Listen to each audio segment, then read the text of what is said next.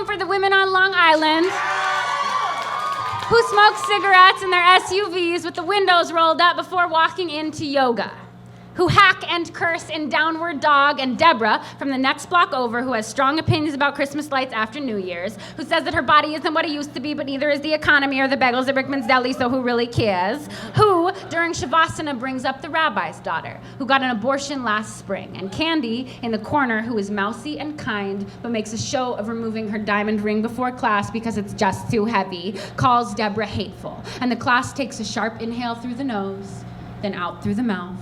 And after class, after Candy rushes home to check the lasagna, Deborah lights up a smoke and calls her best friend Tammy. So then the girl calls me hateful. Hateful, can you believe it? What a word, some kind of dictionary bitch over here. So you know what I says? I says, you don't know the first thing about hateful. Want to know what's hateful? Menopause.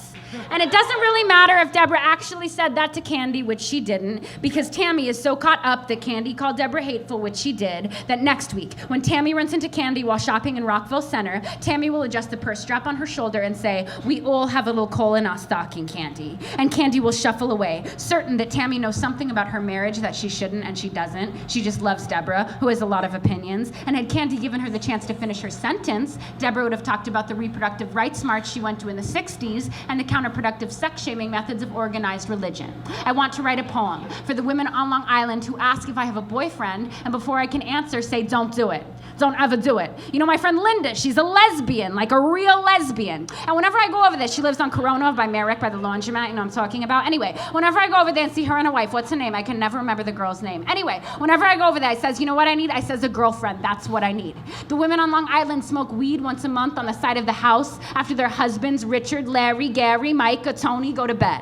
They let their teenage daughters throw parties in the basement while they watch the home network upstairs and keep a bat by the couch in case anyone gets roofied, even if it's their own son who did the drugging. The women on Long Island won't put it past any man to be guilty, even their kin, who after all have their husbands' hands and blood. And last week, when a girl was murdered while jogging in Queens, the women on Long Island were unstartled and furious. They did not call to warn their daughters. They called their sons, took their car keys, their coats, locked the door, and sat them at the kitchen table. If you ever, and I mean ever, so much as make a woman feel uncomfortable, I will take you to the deli and put your hand in the meat slicer. You think I won't? You hear me? I will make a hero out of you with mayonnaise and tomatoes and dill and onions. I want to write a poem for the women on Long Island who, when I show them the knife I carry in my purse, tell me it's not big enough, who are waitresses and realtors and massage therapists and social workers and housewives and nannies, and tell me they wish they would have been artists. But life comes fast. 1 minute you're taking typing classes for your new secretary job in the World Trade Center, and the next it's almost over. Life, I mean. But I kicked and screamed my way through it, and so will you. I can tell by the way you walk. One more thing.